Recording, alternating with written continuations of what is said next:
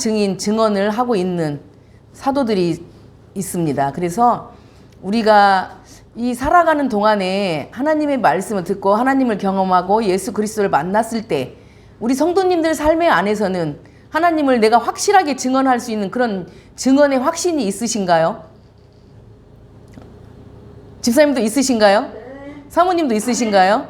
맞아요. 우리는 다 말할 수 있는 한두 개 정도는 그런 하나님이 우리에게 주시는 확신, 또 내가 만났던 하나님, 내가 만났던 예수 그리스도를 우리가 자신 있게 사람들 앞에 증언을 할 수 있어야 돼요. 그리고 그 종말에, 마지막 끝날에 예수님이 다시 오셔서 우리를 어떻게 하실 것인지 이것들도 사람들에게 증언을 해야 되는데, 지금 가장 많은 혼란이 어떤 건가요? 우리 지금 세대 살고 있을 때 이것을 이용하여 많은 이단들이 사람을 현혹하고 또 빠지게 하고 또 우리 그 무매하게 그 속에 빠져 들어가는 사람들이 또 많이 있다는 거, 그게 참 마음이 아프다는. 그러니까 우리가 사람을 만나면 어때요? 사람이 우리 카페에 들어오고 우리 교회에 오면은 반갑고 막 이래야 돼요. 그런데 저도 여기 앉아서 또 누가 들어와서 성전을 이야기하고 교회 이야기를 하는데 항상 제 마음에 한쪽에는 뭐가 깔려 있냐면, 이 사람이 정말 하나님의 사람인가? 그러면서 속으로 기도를 해요. 주님, 이 사람이 하나님의 사람이면 계속 이 관계가 이어지게 해주시고, 아니면 그 발길을 끊어주세요. 이게 참 어떻게 보면 너무 마음이 아프더라고요. 제가 어제도 가만히 생각을 하니까 손님이 오고 여기 와서 또 이야기를 하고 믿음의 이야기를 하는데 계속 의심을 하면서 이 사람을 대해야 된다는 게 참 그 마음이 아팠어요.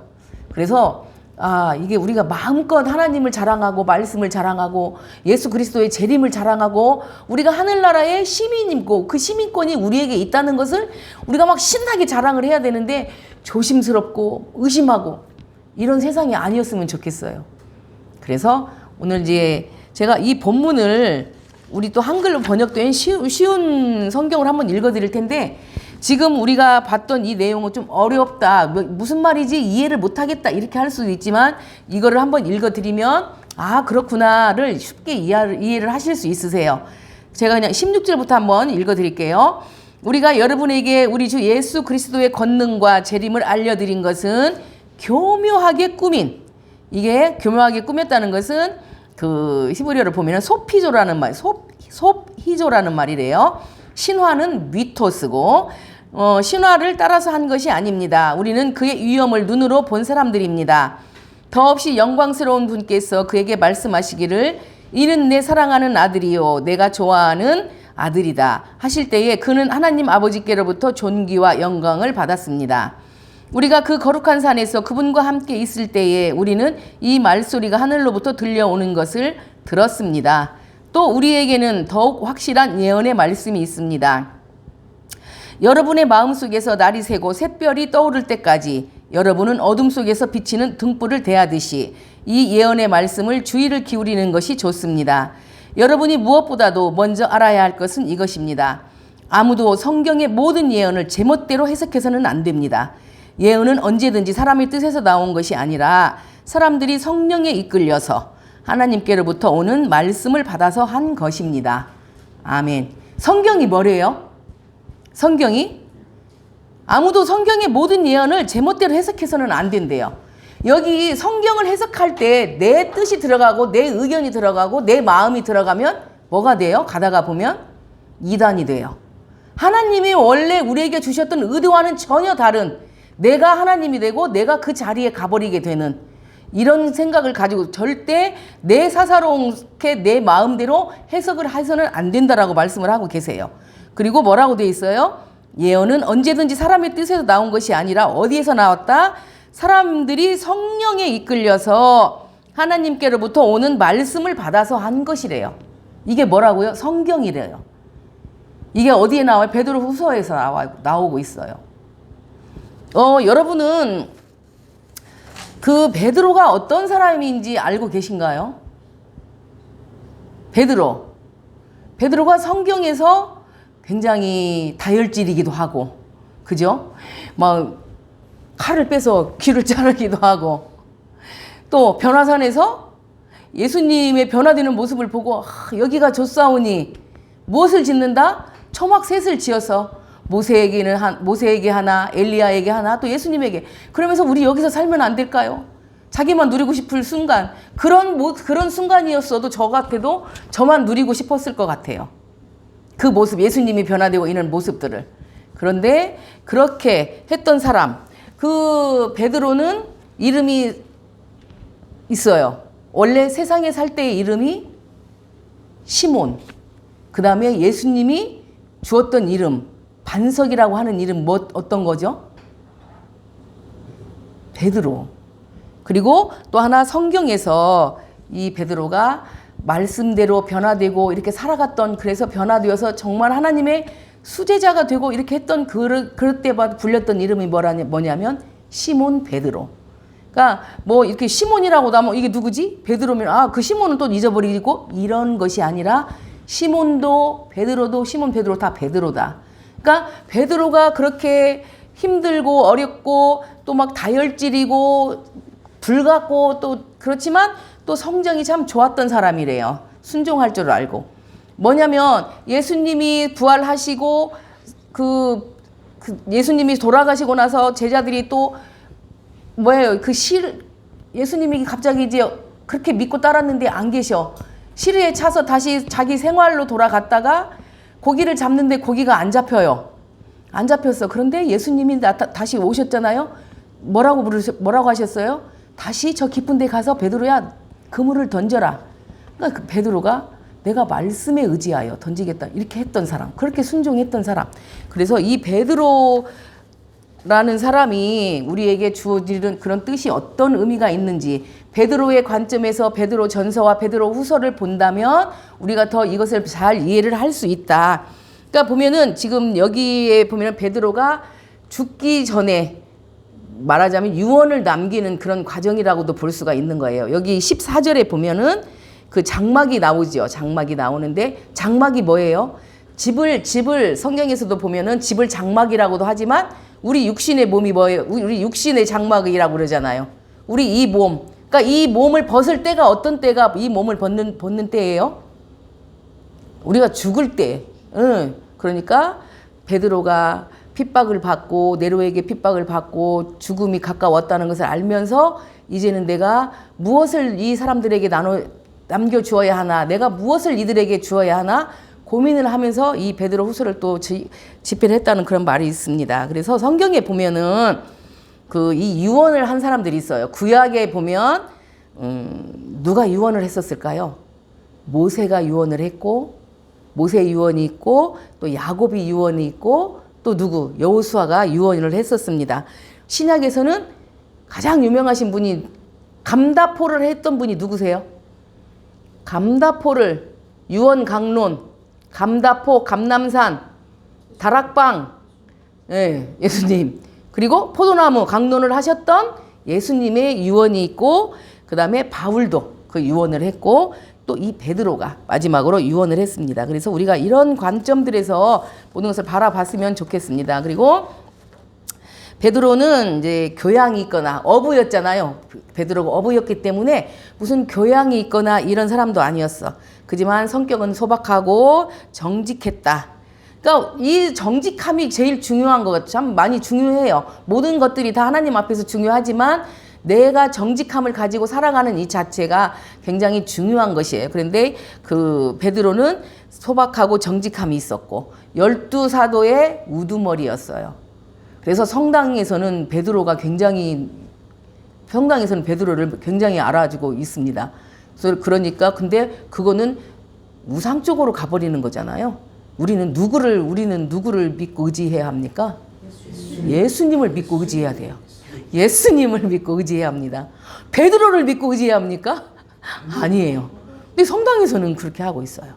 그러니까 참 이게 원래 기독교의 이거지만 마리아, 예수님의 엄마 마리아를 뭐 이런 부분들이 참 많은 우리가 생각해야 할 부분들이고 그쪽을 잘 봐야 하는 거. 그래서 베드로는 그 12사도의 우두머리였고 또 교회의 기둥이었고 또 예루살렘 교회의 베드로는 예루살렘 교회의 중심 인물이었어요. 예루살렘 교회의 중심 인물이었고 유대인뿐만 아니라 이방인들에게도 이제 말씀을 전했는데, 이방인한테 말씀을 전할 때 바울 사도는 어땠어요? 이방인에게 말씀을 전할 때 막 직진처럼 막 다녔잖아요. 거침없이 이방인에 가서 막 교회를 세우고 개척을 하고 다녔는데, 바울은 베드로는 좀 이방인한테 있을 때는 조금 이렇게 주눅이 들기도 했던 그런 부분들이 있었다고 합니다. 그래서 그렇게 하는데, 베드로의 주 사역 선교지는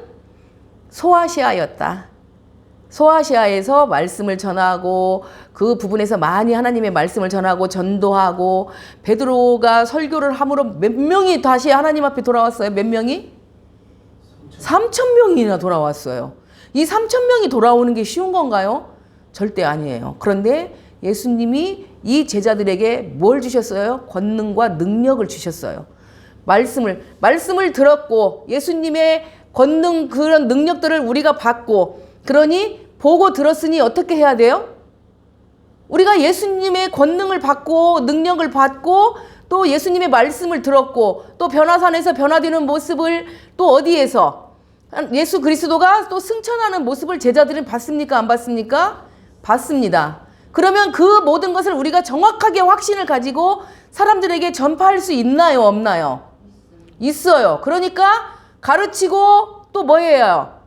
고치고 전파하고, 누가 했던 것처럼 예수님이 이 땅에 오셔서 그 공생의 3년 동안 하셨던, 제자들을 데리고 다니시면서 보는 앞에서 하셨던 그 권능과 능력, 그런 것들을 제자들도 역시 하고 다녔어요. 그것을 봤으니까 내가 어떤 것을 가지고 확실한, 내가 정말 이것은 내가 내 목숨이 죽어도 증언을 할 수 있어. 그래서 예수님의 이 12 제자들은 다 어떻게 됐나요? 다 순교했어. 다 순교당했어요. 베드로 같은 경우는 어떻게 죽었어요? 로마 네로 황제에게 잡혀서 핍박을 당하고 잡혀서 십자가에 거꾸로 매달려서 죽었어요.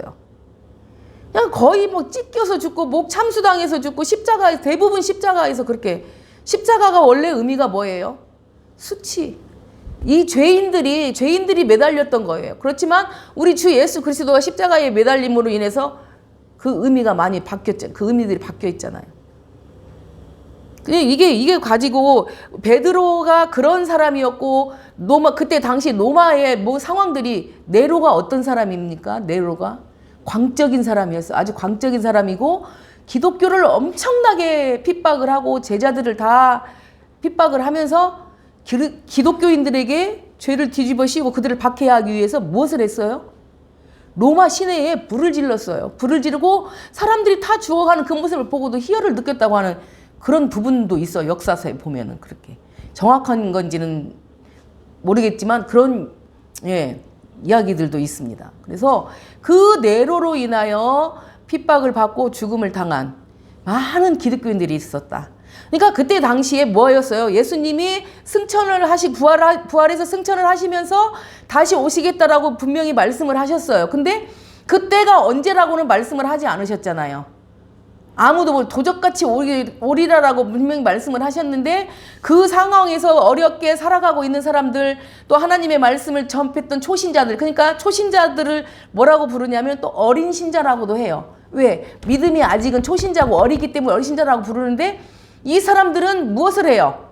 예수님이 빨리 오시기를, 금방 오실 거야 그러고 기다리고 있는데 그게 언제인지는 몰라요. 그러다 보니까 또 뭐들이 생겨요? 이단들이 생겨요. 이단들이 생겨서 이들을 계속 핍박을 하고 또 거짓말을 이렇게 하면서 그들을 또 핍박하고 죄를 짓게 하고, 그러다 보니까 이 마음의 믿음이 어린 자들은 또 어떻게 돼요? 그들에게 넘어가게 되고 그들의 삶을 또 살아가게 되고, 이렇게 하는 이런 부분들을 베드로는 너무나 마음이 아파서 이 베드로 후서를 쓰면서 전했던 거예요. 베드로 전서는 외부에서 오는 압박이고, 베드로 후서는 이 그리스도인 안에서 일어나는 일들을 이제는 말하고 있다, 이렇게 하고 있어요. 그래서 전서는 외부로부터 문제를 다루는 반면 후서는 내부로부터의 문제를 다루고 있다. 후서는 위험한 교리를 퍼뜨리는 거짓 교사들에 대한 경각심을 불러일으키기 위해서 베드로가 이 후서를 썼고, 그리스도인들의 삶은 어떤 삶인가요? 어떻게 살아야 하는 건가요? 그리스도인들은 어떻게 살아야 하냐? 그리스도 예수를 닮아가는 삶을 살아야 된다. 그 예수를 닮아가는 삶이 쉽다? 무지 어렵다. 너무나 어려운 것이다. 그래서 그리스도인들의 삶은 덕이 있어야 되고 또 지식도 있어야 돼요.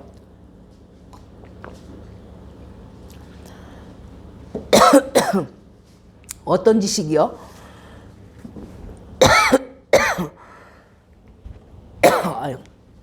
세상 지식이 아닌 하나님의 지식.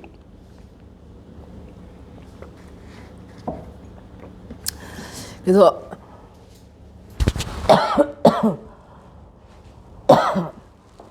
죄송합니다. 인내와 경건 또 사랑 등을 추구하는 삶을 살아야 하는데 거짓 교사들이 무리 있어요. 거짓 교사들은 뭘 추구해요?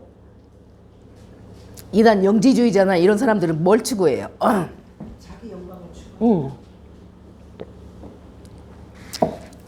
쾌락을 추구하고 교만해. 우리 그리스도인들은 겸손하잖아요. 겸손해야 돼요. 스스로 이것도 생각을 해봐. 내가 겸손한가? 겸손한 삶을 살고 있나?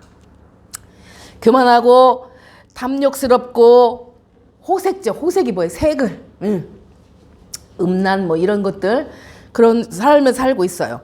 그런데 초신자들이, 어린 신자들이 이것을 따라가고 있고 일이 들어가고 있으니 바울이 너무나 베드로가 마음이 아파서, 그리고 또 이들을 영지주의자나 이들은 뭐냐면 헬레니즘 문화를 많이 닮아갖고 있었기 때문에, 저번에 말씀드렸었죠. 헬레니즘 문화가 어떤 문화였어요? 신이 아닌 인간이 중심이 돼가는 문화였죠. 그래서 막 타락하고 온갖 성적 문란 이런 것들을 그런 것들을 추구하고 있었던 거예요. 그래서 이들은 또 큰 죄가 어떤 죄냐면 장차 올 심판에 대해서 비웃었어요. 무슨 심판이 있어? 아무 일도 없어. 너네 걱정하지 말고 그냥 지금 즐겁게 누리고 살아. 이것을 이야기하고 있었어요. 그래서 이 예수 그리스도의 재림을 기다렸던 초신자들이나 그때 당시에 신자들이 그들에 의해서 많이 벗어나게 되고 또 이단으로 빠지게 되는 이런, 그들은 죄를 저지르게 됐습니다. 그래서 미래도 현재와 다를 바가 없어. 그러니 그런 상황에서 베드로는 시간이 걸려도 언젠가는 뭐가 있다? 심판이 반드시 올 것이고, 이것을 기억하면서 염두에 두고 성도들은 어떤 삶? 경건하고 또 흠이 없으며 꾸준한 삶을 살라고 말하고 있습니다. 그래서 베드로는 고민을 하다가 내가 이 육신의 장막을 벗기 전에 무엇을 해야 할지 고민을 했고, 예수님의 오심을 자기가 직접 경험을 했어요? 안 했어요? 직접 경험을 했다. 그래서 그 오심을 경험을 하고 보았던 그 믿음을 이 후세 사람들에게 남겨주고 싶었어요. 그래서 이것을 쓰게 되었어요. 근데 이 후서를 쓸 때 첫 번째는 교회 밖에서 네로 황제의 핍박이 가중되었고, 또 교회 안에서는 이단의 세력이 기승을 부리고 있었으며, 베드로는 스스로 이제 그 자신의 죽음을 예견하고 있었다. 베드로가 몇 년에 그 순교를 당했냐면 AD 68년에 순교를 당했습니다. 그러면은 이런 모든 상황들을 볼 때 제가 이제 그 베드로 후서는 세 개로 나눌 수가 있는데, 첫 번째는 이제 12절에서 15절까지는 베드로의 개인적인 호소, 그때 당시 성도들에게 개인적인 호소를 하고 있는 부분이고, 16절에서 18절은 사실에 근거한 믿음이 어떤 것인지를 보여주고, 19절에서 21절은 예언자의 말을 확증한 사건이다. 이것을 보면서 이제 한번 보시면은 그 12절, 그러므로 너희가 이것을 알고 이미 있는 진리에 서 있으나 내가 항상 너희에게 생각나게 하려 하노라. 이미 알고 있는 진리가 뭔가요? 이미 알고 있는 진리라고 하는 것은 예수님이 이 땅에 오셔서 그때 당시에 일으켰던 예수님의 그런 공생애 동안에 일으켰던 병자를 치료하고 말씀을 가르치고 비유를 통해서 하나님의 나라를 말씀해 주셨던 이런 것들, 또 뭐예요? 베드로와 누구만이 변화산 사건에서 증인이 되었어요?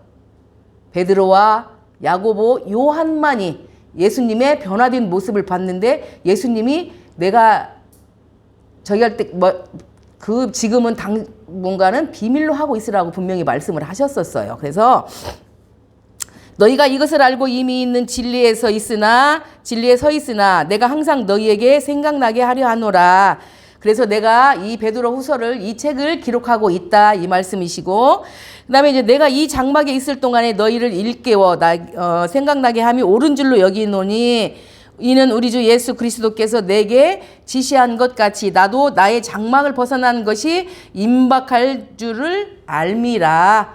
내가 죽을 때가 다가와 옴을 내가 알고 있어서 너희들에게 내가 그동안 보았고 느꼈고 만났고 들었던 하나님의 말씀을 너희들에게 줄 것이니 너희들도 이것을 그런 영지주의나 이런 이단에 빠지지 말고 하나님의 오심을 분명히 그 구원을 믿고 기다리고 있어라. 이렇게 지금 말씀을 하고 있는 거예요. 그래서 그 다음에 15절을 보면 내가 힘써 너희로 하여금 내가 떠난 후에라도 어느 때나 이런 것을 생각나게 하려 하노라. 그냥 어느 한순간에만 생각나게 하라는 것이 아니라 어느 때든지 내가 살아가는 동안 예수가 재림을 하실 그날까지 어느 때든 간에 하나님의 또 하늘나라의 소망 예수 그리스도가 다시 오신다는 거 종말의 때 지금 이 부분에서는 여기서는 종말의 이야기도 하고 있어요. 종말이 지금 왔다고 생각하십니까? 안 왔다고 생각하십니까? 임박했다고 생각합니다. 종말은 이미 왔어요. 종말은 이미 와서 그 종말이 진행되고 있어요. 그렇지만 아직 완성이 되지 않았어요. 종말이. 언제가 완성이 될까요? 맞아요. 예수님이 다시 재림할 때 완성이에요. 그러니까 저희들이 이제 학교에서 배울 때 이미와 아직의 사이, 이 지금 시대가 이미와 아직의 사이다라고 처음에 저도 이게 무슨 말인지 그랬었거든요. 근데 종말이라고 하는 것은 그러니까 우리가 지금 말세야 말을 해요, 안 해요? 항상 가면서 왜? 그 하나님의 말씀에 뭐가 있었어요?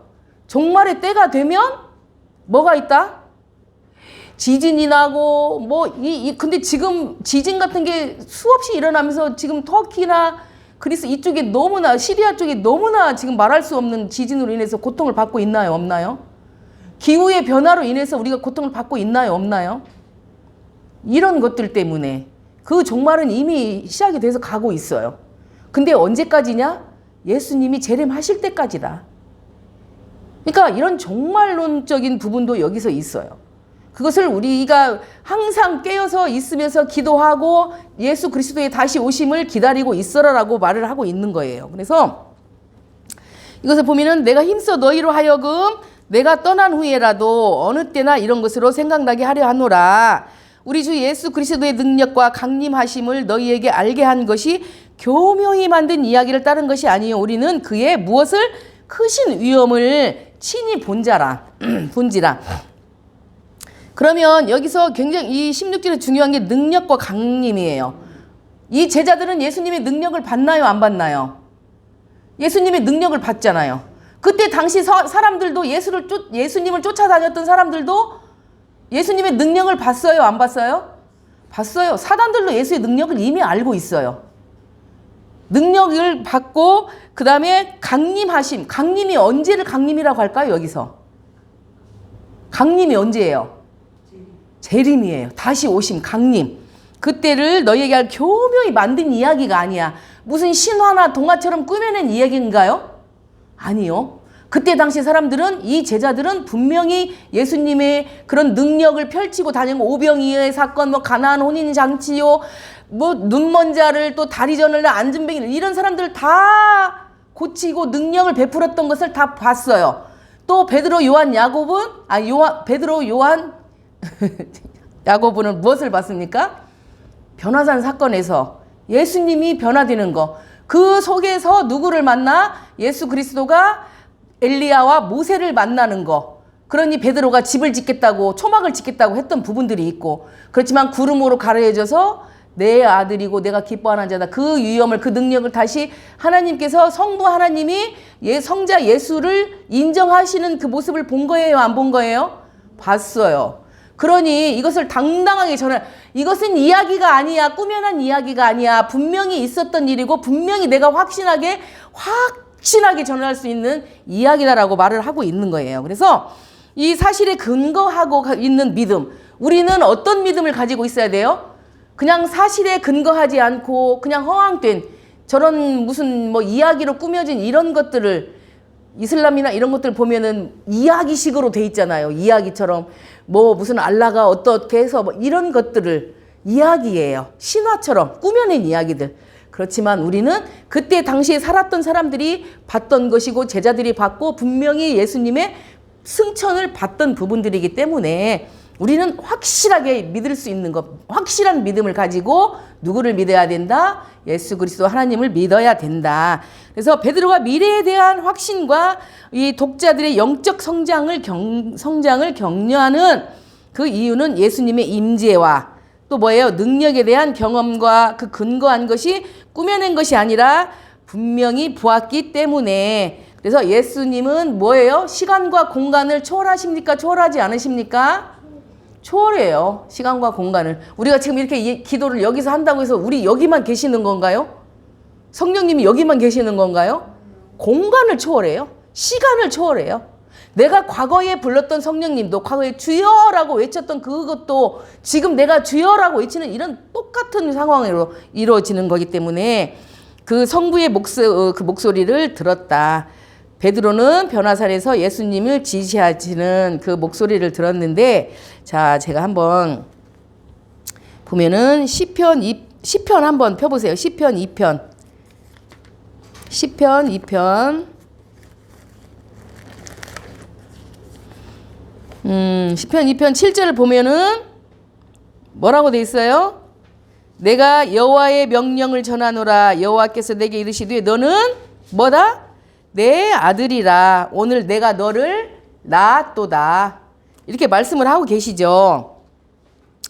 이것은 하나님의 아들이라고 하는 그 대관식을 말씀해 주시는 것이고, 또 이사야서에서도 이 말씀이 또 나와요.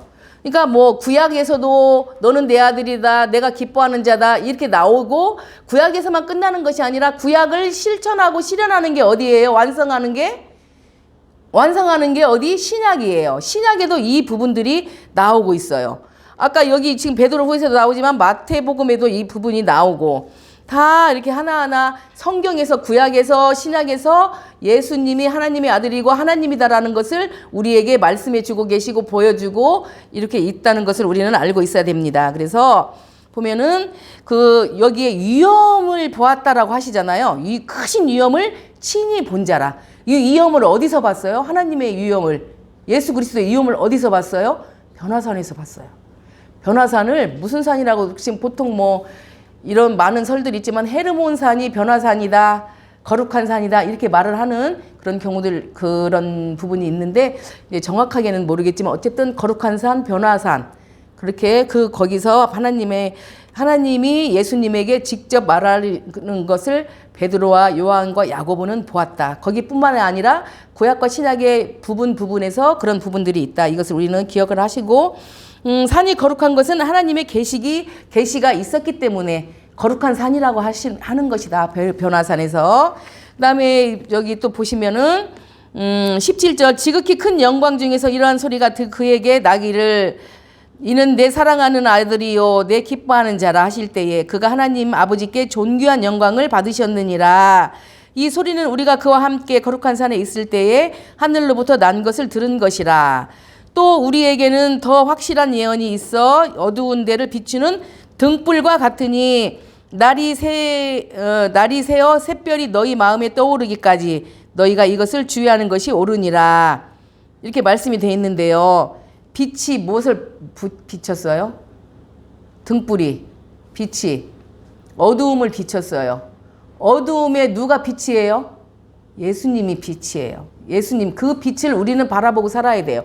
어두움을 우리는 바라보면 안 돼. 빛을 바라보고 살아야 됩니다. 그래서 하나님께서는 항상 그 말씀을 하시고 빛을 보라고. 그리고 여기에 샛별이 나오는데 샛별은 뭐냐면 새가 우리 순 한글로 동쪽이래요. 동쪽. 샛별, 동쪽에 떠오르는 별, 동쪽을 환하게 밝히는 별, 이게 무슨 별인가요? 금성이에요. 근데 이 별이 누구냐? 누구를 말하고 있어요? 성경의 별을 통해서 많은 것을 이렇게 이야기하는 부분들이 있는데 이 별은 누구냐면 예수님을 말씀하고 계시는 거예요. 그래서 이 샛별이 동쪽에서 떠오르면서 그 빛이 우리를 비추고 있어요. 그러니까 이게 어느 때예요? 이제 예수 그리스도께서 다시 이 땅에 오시면서 우리에게 비춰주는 이 빛이 우리를 다시 부활하는 우리에게 무슨 권을 주고 계셔요? 부활의 생명을 다시 얻을 수 있는 것, 그 시민권으로 인해서 하늘나라의 시민권과 부활의 생명을 우리에게 주고 계시는 거기 때문에 우리에게 부활을 주고 계신다. 그리고 먼저 알 것은 성경의 모든 예언은 어떻게 풀지 말아라 그랬어요 아까? 사사로이 풀지 마라. 네 뜻대로 네 마음대로 풀지 말고 하나님이 주는 그런 영감적인, 성경은 하나님이 주시는 그 영감을 가지고 사람들을 통해서 기록을 했기 때문에 하나님의 말씀에 의지해서 하나님의 말씀을 들어라. 그리고 예언은 언제든지 사람의 뜻으로 낸 것이 아니요 오직 성령의 감동하심을 받은 사람들이 하나님께 받아 말한 것임을 기억하라. 하나님께서 우리에게 주셨던 것이다.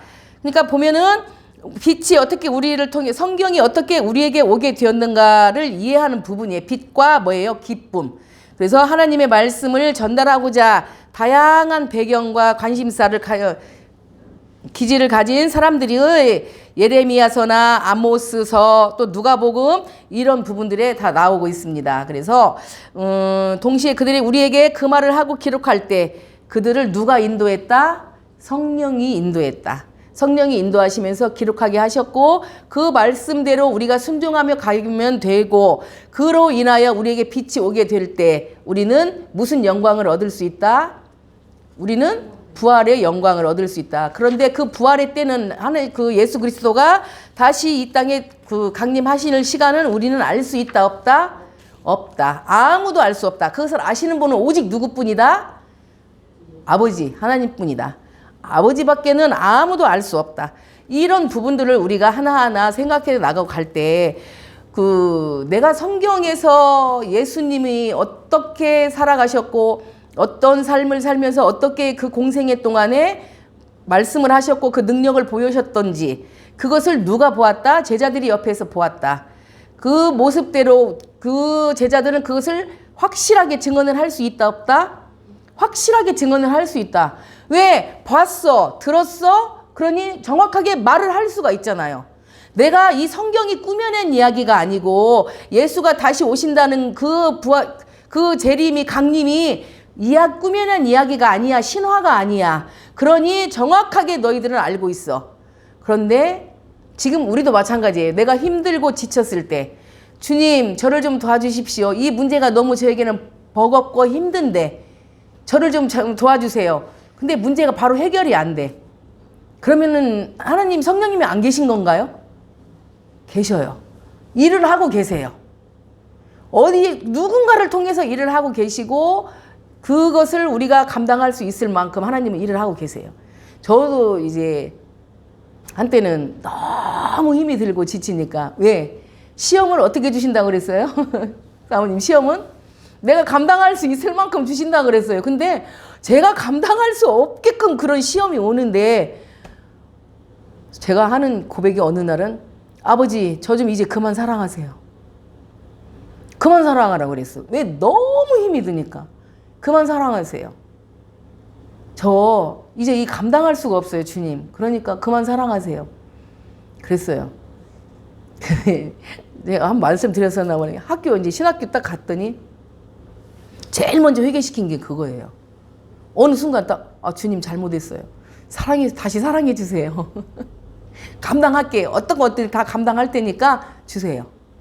그러니까 감당할 수 있으니 네가 정말 단련이 되어서 어떻게 정금처럼 나올 수 있게 내가 좀 너를 단련하고 싶어.